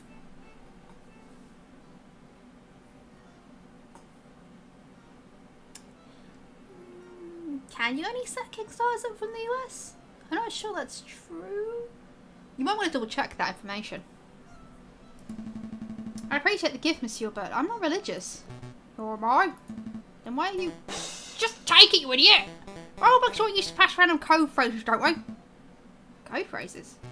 Piero, please, I'm trying to be low-key and I can't do that if you're mouthing off with that big beak of yours. Right where you are! Try to forget what my friend said. Just with a little searching for the contents of that good book, You should be able to get what you desire. Is that a religious metaphor? No, monsieur. I'm being very literal. The book of the judges has been added to the court record. Well, thank you very much for the gift, monsieur. But to be honest, I have no idea how this is supposed to lead me to our gun salesman. Ah, I see. Why was that an excellent fire who performed his Bible readings at the Notre Dame Cathedral? Perhaps if you show the man your new book, he'll be able to find you a particularly spiritual passage. Are you sure this isn't just all a religious metaphor? I feel like you're trying to convert me. I assure you, I'm as secular as they come, monsieur. Fire at Notre Dame Cathedral. Thank you, monsieur. I'll take note. Was there something else you wanted? No, that's about it. Thank you for your assistance, messieurs. It's nothing. Get out of here already. You two seem like decent fellows. You shouldn't get involved in this rebellion business. Just do whatever you need to do with quote monsieur. Get out of Paris. That's what a smart person would do. I appreciate the advice, monsieur. How much money have I got? Like 144 francs. To the card room! I'm gonna waste it on blackjack. Ah, the big fellow's returned. Go to play cards, monsieur! Absolutely. I'll set everyone round.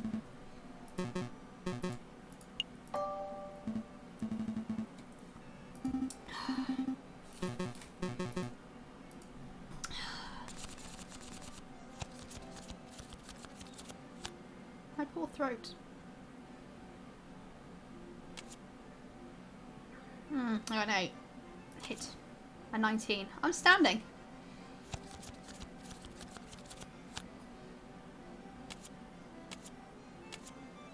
Ah, I lost.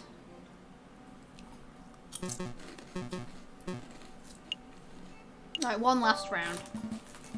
See if I can win my money back. If I lose it, I lose it.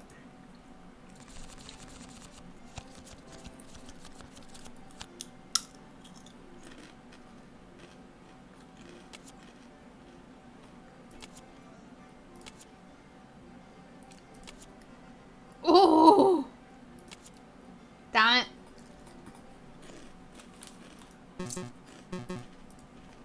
Nah, I'm done.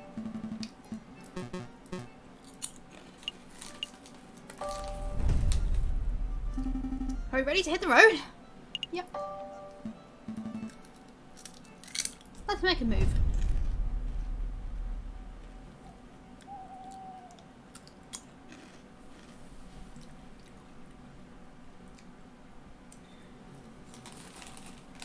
Oh hey, there's a cutscene.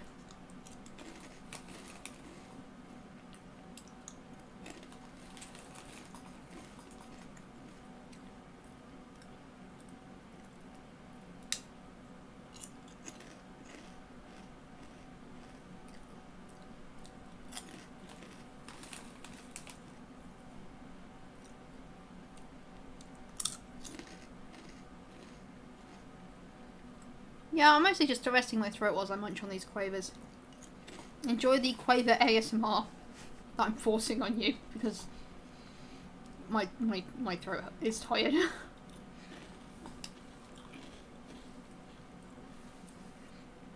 I mean, I get why you don't want to be doing this like I am, bro, because it's quite tiresome to be talking almost constantly for like nearly 2 hours. And I'll probably stop this around like the 1 hour 45 minute mark or 2 hour mark, depending on how things are going. But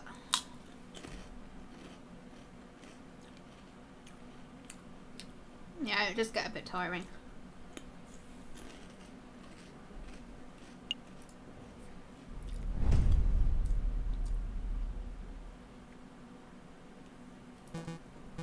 What a view. So the I call him so clearly from up here. Ah, Cocorico, you're already here. You have news about the cock, monsieur, or is this about the other matter? There you go. As requested, a full register of those who attended Paris Law School, and the full list of graduates. Let's take a look. Now, could you please tell me what this is about, Inspector? What exactly are you looking for? Look at this list of graduates. Do you see any names you recognize? Well, I see my own, class of 1837, and I see the moronic prosecutor, Rupert Remington, and the class of 1846. And there's J.K. Falcon's name into the class of 1832. Very good. Now look at this register page from 1829. See anything I miss? Well, I don't see JJ's name, but I'm not quite sure what that implies, Inspector. The explanation is simple. J.J. Falcon changed his name sometime between 1839 and 1832, right around the time of the July Revolution. Now, why would he do that? Why indeed. Monsieur Cocorico, you and I are roosters. We are birds of justice, birds of French national pride. But Falcon is a bird of prey. It is his very nature to draw his talons and lash out at those around him. I have no doubt that when the pressure rises, he will show his true colors. I'm not sure if I agree with your personality assessment, Inspector. I've always suspected that JJ was a buffoon, an imbecile, and a troglodyte, but I would never would I describe him as a person of malice. Damn it, then. Do you need me for anything else, Inspector, or shall I continue my investigation into the crook monsieur? There is one more thing. Take this. A pistol? No, thank you, Inspector. These are dangerous times. If you face a violent threat, you cannot open to defend yourself from that deranged crop of yours. I'm well aware. I just find these ghastly things tend to escalate situations rather than mitigate them. That's what everyone says during this time. Take it, Zack. Oh, pardon me. Yep, bad things are only okay when they don't happen to you. Thank you, man. It saves your ad. Fine, I'll keep hold of it. Well, Monsieur Cocorico, you have been most helpful. I'm just doing my duty. Good day, Inspector. Well, that was fun. Okay,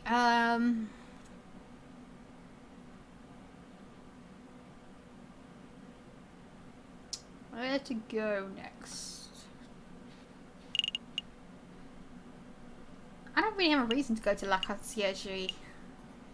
Or Chateau Crunier. Maybe R&M Associates would be useful. Ah, Notre Dame. I did say I'd go to the Atelier de Jouvet, didn't I? Let's go.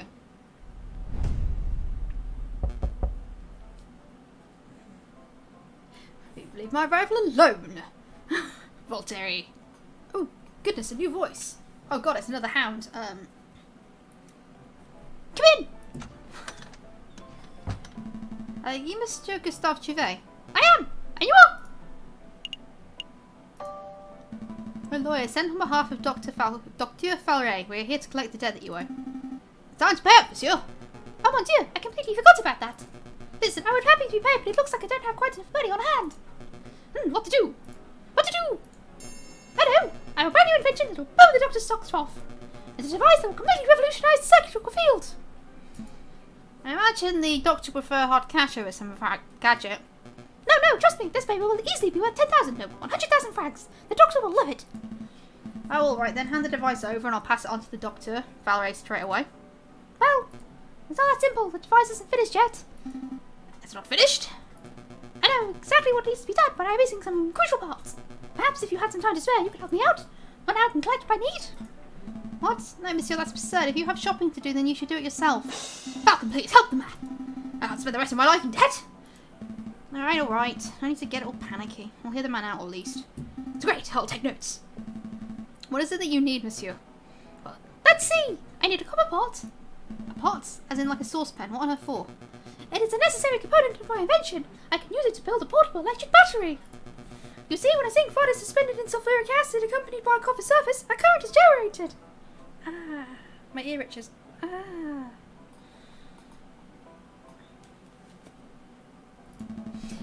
Save me your scientific mumbo jumbo. One metal pot should be trivial to acquire. One copper pot. Oh, the copper part is important. Okay, one copper pot. I wonder where we could find one of those. I've seen copper capsules in the whole market, although those things aren't too cheap. I can't help but feel that I saw a copper pot somewhere else. What else? String! High-grade string. Combine some components of the device together.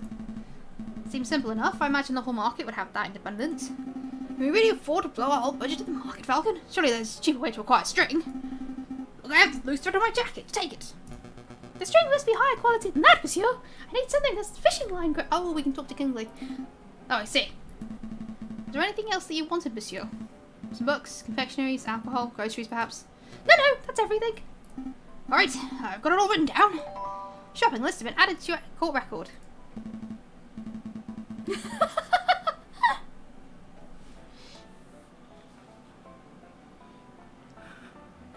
That's the Theo voice. I was thinking like it was a small yapper type dog. You know, the kind that you give Caesar to. You know, the exact kind of dog you wouldn't associate with Julius Caesar. I've got a little conned. We came here to collect on a debt and left the shopping list. We're going to find that fellow through and get Monsieur Trevay's item, right? So we're going to follow through and get Monsieur Trevay's items, right? We'll see.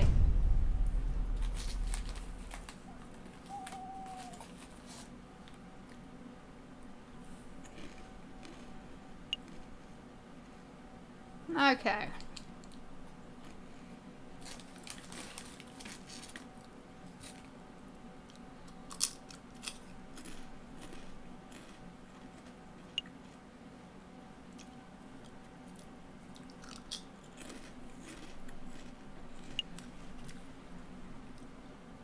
Although it has fallen into disrepair, Notre Dame Cathedral still stands as an icon of the city.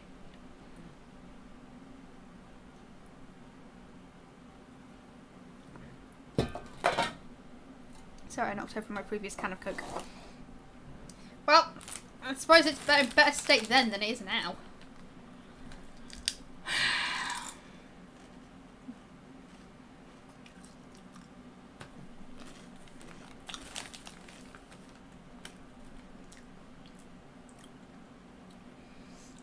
Okay, so we can go to the Notre Dame Cathedral unless somebody has somewhere they prefer to go first.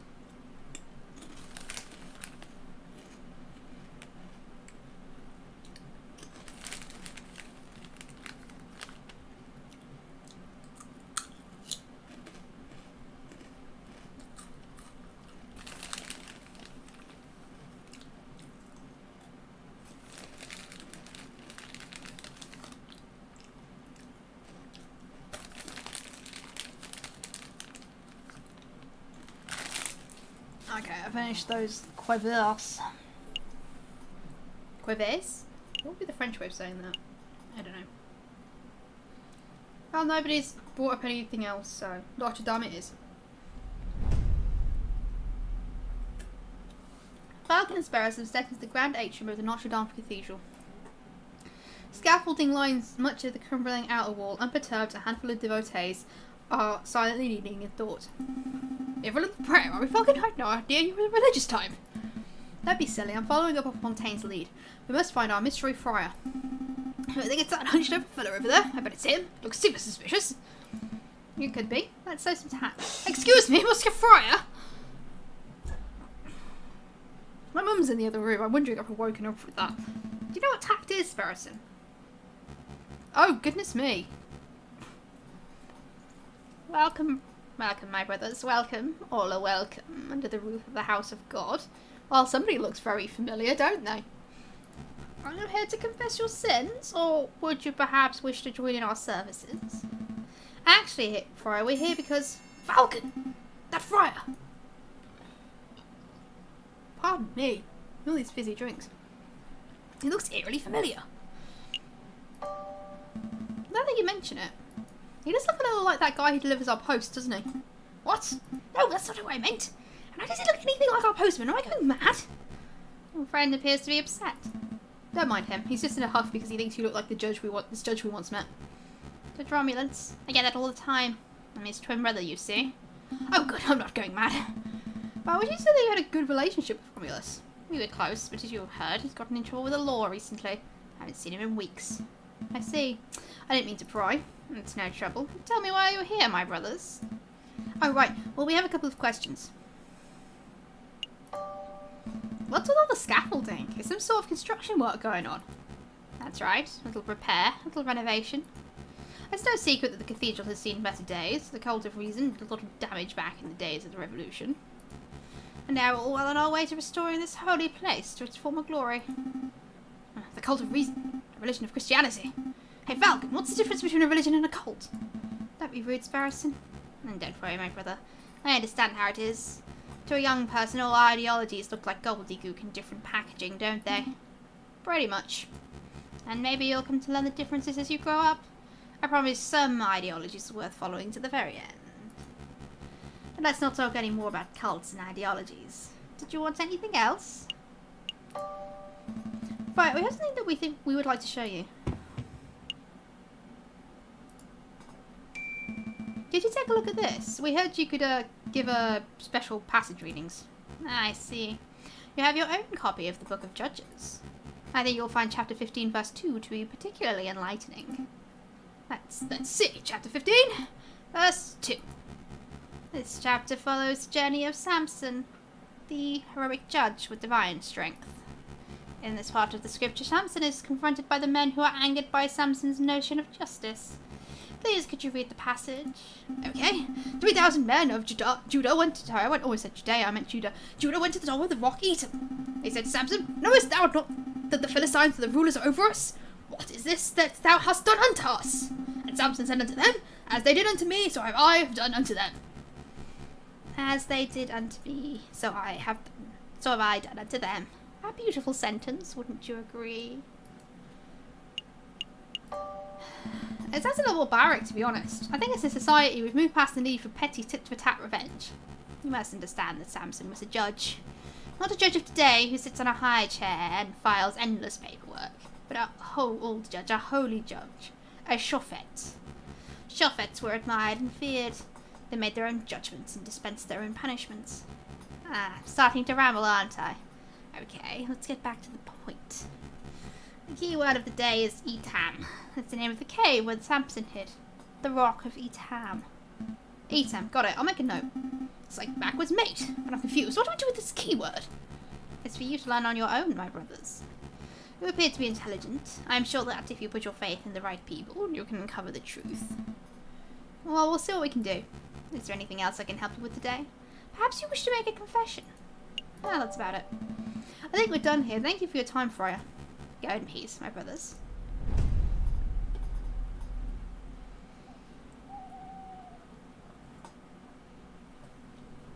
Okay.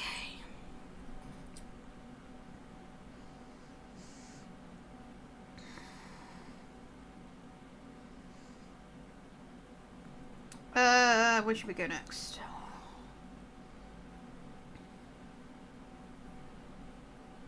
Friar Remus is such a nice cat. I know, it's really weird that his brother's a Nautilus though, isn't it? Okay,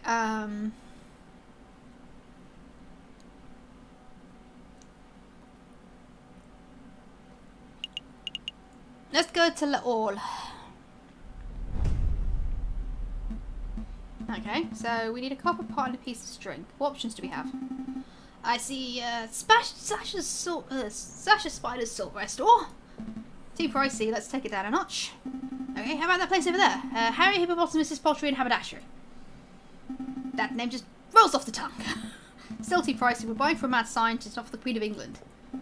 What about that little stand? Ruse Odds and Ends. Looks cheap, and I even see a copper kettle in the back. Now we're talking. Excuse me, madame. Oh, hey, it's her. Wait, those two look familiar. I recognise you. Weren't you two begging outside Chateau Criniere a couple of weeks ago? Yeah, that was us. Thanks for your generosity, monsieur. We put your money to good use, see? We started a business. Art, ruse, odds and ends. We sell everything. Oh, I suppose congratulations are in order. It's no small feat to pull yourself out of the streets in today's economies. So, do we get a discount? A discount? Well, we did help kickstart your little enterprise, so as we are investors of sorts. Sorry, messieurs, no discounts. You gave us a donation out of the generosity of your arts. Because you are such nice people. Perhaps we can help you out. What is it you wanted? We see a copper kettle on your stall. How much is it? 30 francs. Yeah, we'll take it. Alright, we'll take it. Here's your money. And here's your kettle. Pleasure doing business with you, monsieur. Is there anything else? Do you have any string? Any string or fishing line? Here we go. A nice long reel of strong thread. Looks about 10 metres or so. Would that work? I think so. How much? 15 francs. That's good to me. Here's your money, madame. And here's your string. Pleasure doing business with you, monsieur.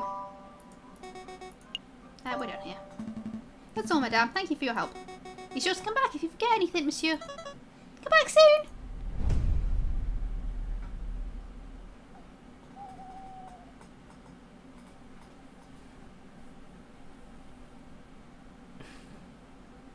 What fanfic and drama is you talking about? We'll go see Renard, I guess.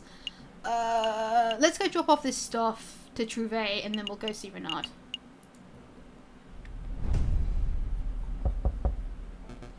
Come in! Lad, you two! Have you managed to gather the materials I need? Yes, monsieur. The string copper pot is exactly as described. Here you go. What?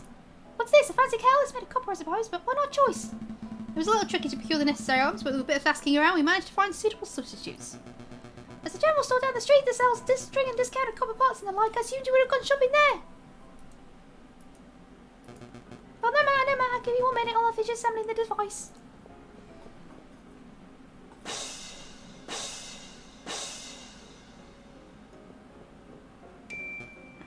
Ta-da! May I proudly present to you this Trouvé's Magnificent Explorer Extractor Surgical Device. Trademarked, patent pending. It looks like a pair of kitchen tongs hooked up to a stewing pot. Agreed. I wasn't expecting so low tech and, well, bad. Perhaps a demonstration is in order. A moment, if you please. Psst, Falcon. That thing looks like junk. This whole fetch quest has been a waste of our time. I suspected that the man was delusional from the very start, and it would explain why he's being treated by a mental health professional. There's nothing to be done, though. Let's just humour Gustav until we get an opportunity to leave. Cut our losses. We're at my medical debt. Time for a demonstration! Get ready to have your stockings blown off, messieurs! So here we have one piece of regular meat. Imagine, if you will, that this is a soldier. Okay, that meat is a soldier. An oddly shaped and potentially tasty soldier. And here we have a small piece of iron. Imagine, if you will, that this is a musket ball. So a soldier is wandering through a battlefield, not a care in the world, when all of a sudden, bam! The person has been shot. The musket ball has been embedded in the man's flesh. I'm scared, Falcon. You slammed that metal into the meat like a madman. Quick, messieurs, your battlefield medic. The soldier is wounded and you have precious little time. What do we do? Well, I'm not a surgeon, but I think most doctors would feel around for the musket ball fragments and carefully use a scalpel. How archaic, how slow, how imprecise! Now I hear you wondering, Monsieur Trouvé, surely there must be a better way. I wasn't... Well, wonder no more. Behold! The Explorer Extractor. Watch as I power up the device. And then, as I move the detector component over the meat... Is that thing humming? It is, monsieur. When the electromagnetic component of the Explorer Extractor detects a piece of iron, that device vibrates and emits a soft hum. I must say I'm actually impressed, monsieur. A device that can detect metal beneath flesh? That's innovative. I've never heard of such a thing before. Some kind of detector of metal being used to find a piece of metal that is embedded in someone's flesh? Man, I've never heard of that in a lore game before. Especially not one involving the people with bird names. Is this eye person, this guy here, Gustav? I think he's a small Yappa type dog. Look at his moustache. He's like some kind of terrier. I was wondering what you were talking about when you said the eye. I was so confused. So confused. I'm going to pour my sake in a second.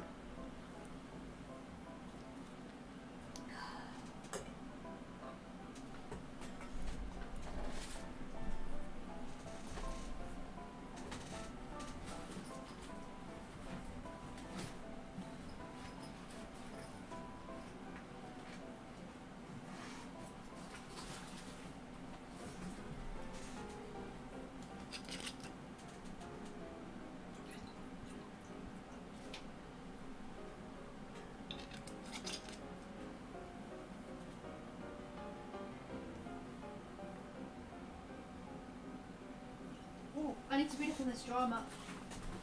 Give me a sec.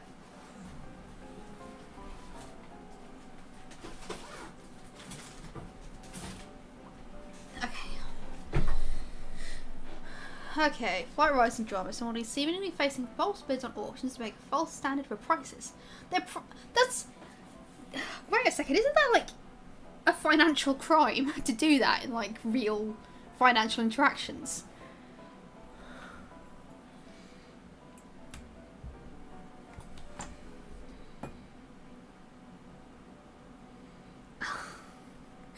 Phoenix doesn't have a dragon name and you know it.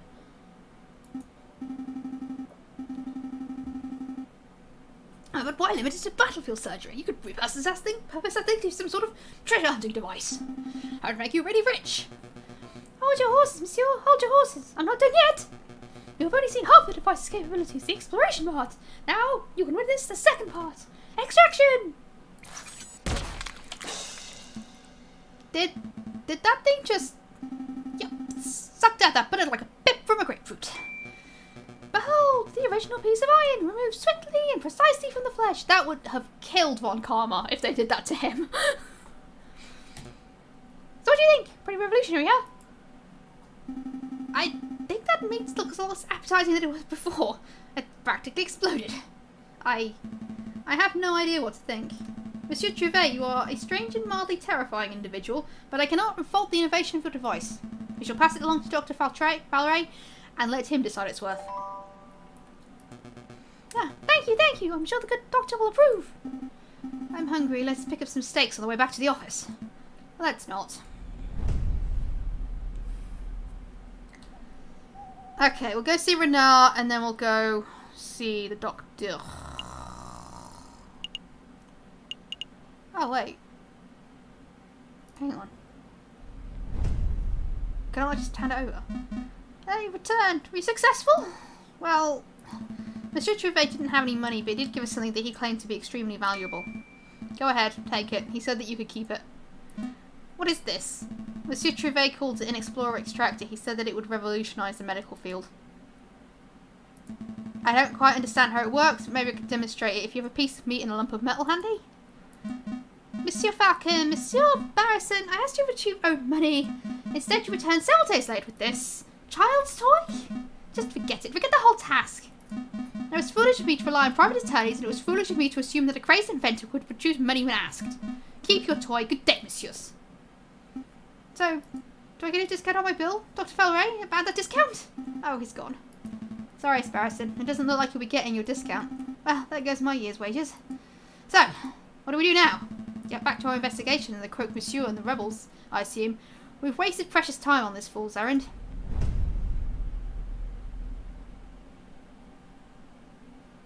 Oh yeah, but in English he doesn't have a dragon's name. He has a bird name. Okay, well, at least we've dealt with that.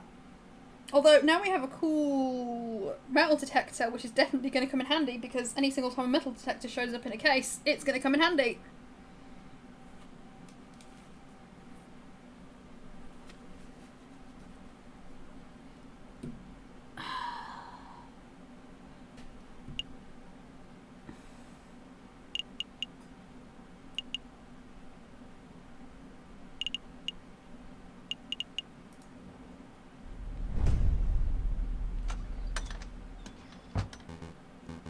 Well, this is most unexpected. Monsieur Falcon, Monsieur Sparrison, I believe this is our first time meeting without disguises or pretenses, as it were. I would first things first. Miss Mercy, would you kindly fetch our guest some tea? Of course, Monsieur Volpez, of course. Messieurs, what sort of tea would you like? Chamomile, Darjeeling, maybe? Darjeeling would be divine. Actually, some Darjeeling would be divine. Thank you, Mercy. Sure, Darjeeling sounds good to me, too. Okay, one part of Darjeeling coming right up. Let's get down to business to defeat the Huns. What is it that you two came here for? We just have a couple of questions. Monsieur Volpez, have you heard any rumours of an uprising? Of course, these days a man can't walk into a tavern without hearing angry men whispering about violence and revolt. I dare say that Paris might find itself in the midst of yet another revolution before the end of winter.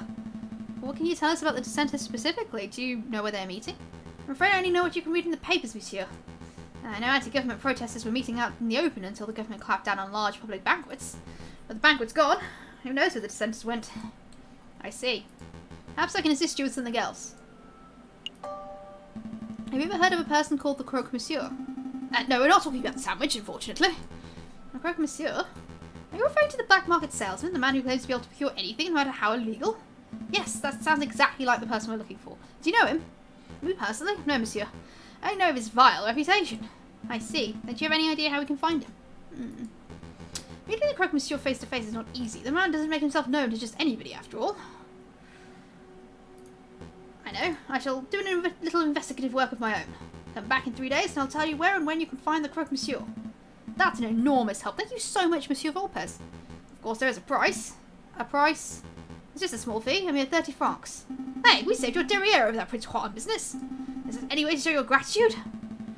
Monsieur Volpez, you must understand that this is no personal errand. We are investigating on behalf of king and country.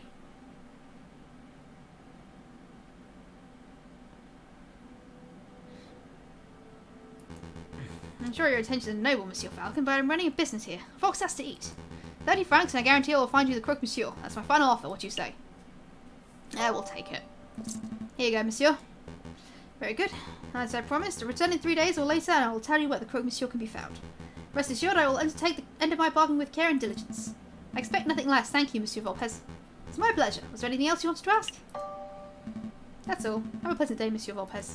And you too, Messieurs. Tea's ready, Monsieur Volpez. It's ready.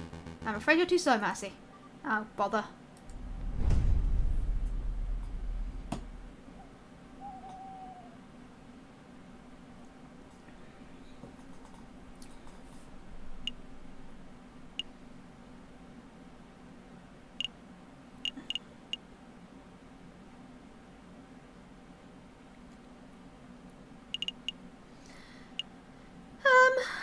Well, we have the information we need to get to the crook, Monsieur, and we're waiting to find out exactly how to find him, so...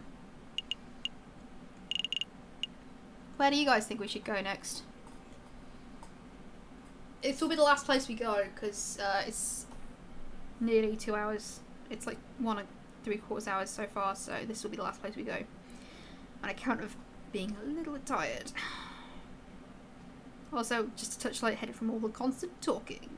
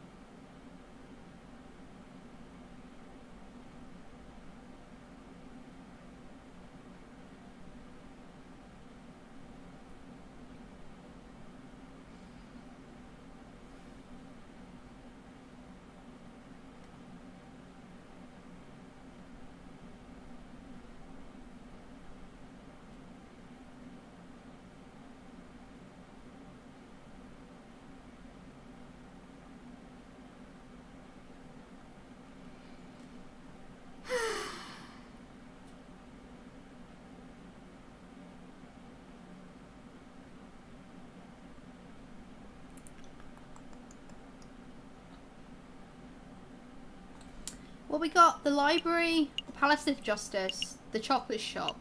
We've got that pub. We've been there already. I'm not really sure when to go back right now. That's the place where Baron Rajoul lives. This is the prison. This is that bridge where we met Kingsley. And this is the Louvre.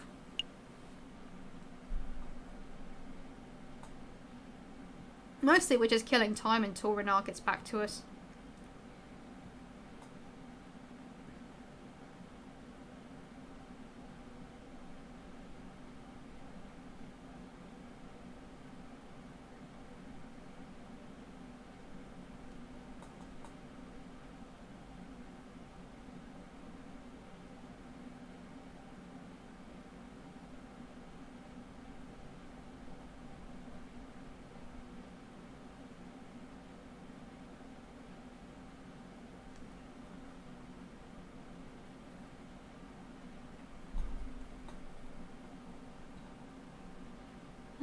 See, I can't really think of anywhere that would be useful to go personally. That's why I'm asking if you guys have any ideas.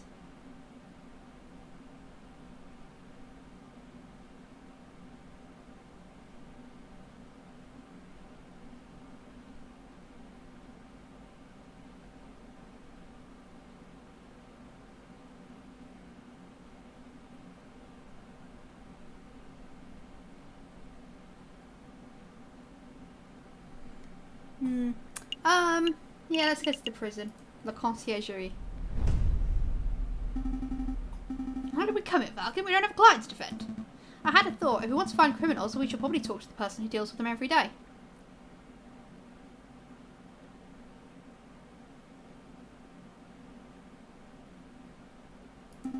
Ah, you're looking for Quark, that pesky jailer.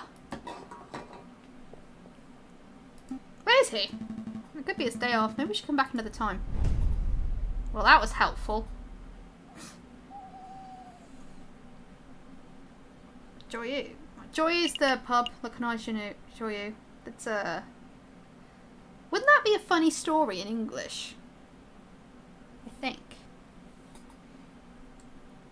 Well, let's go to the library since that didn't exactly pan out.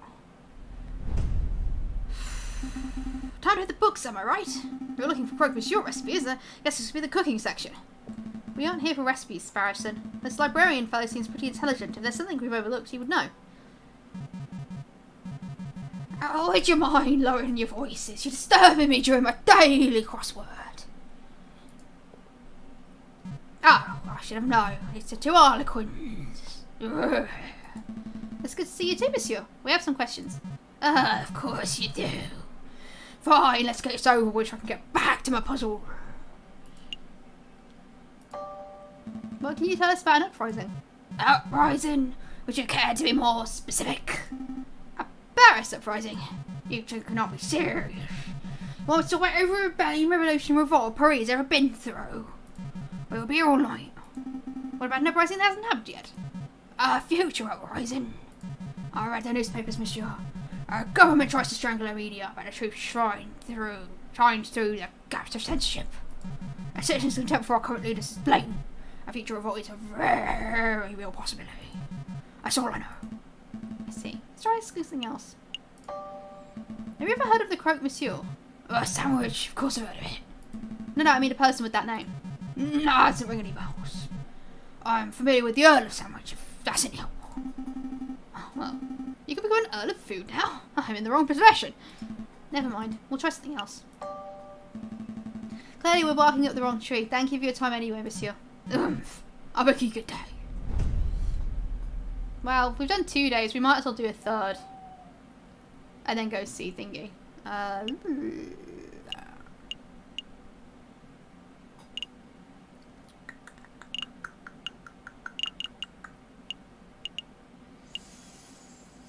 Let's go back to the car. Can I show you? What's the plan for today? Play cards until we're flat out broke? Maybe. Let's see. Anybody to talk to? Falcon and Sparrow returned to the drinking floor, but nobody appears to be interested in conversation. How much money have I got? I've only got 59 francs left. Can I really afford to be wasting it on blackjack? I don't think so. Are you ready to hit the road? Yeah, let's go talk to Renard. And then we're gonna stop. Especially after talking to that goddamn donkey, because every single time I do him, I shake my head a lot, and my brain does not like that.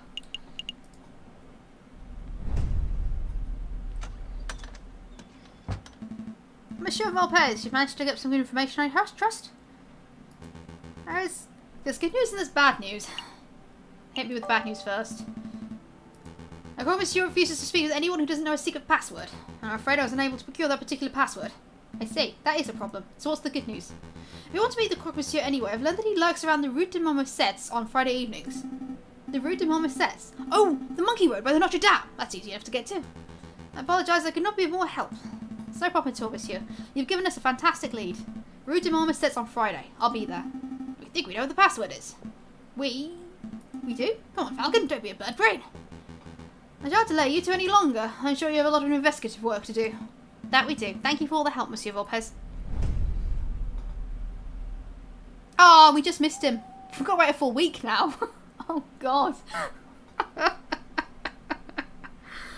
Okay, I'm going to note down that we need to go to Rue de Marmosets on Friday. Aviary attorney. Rue de Marmosets on Friday. Okay, and we're going to leave it there because it's been like 2 hours. Okay. Oh, this was fun. La-bye, guys. La-bye.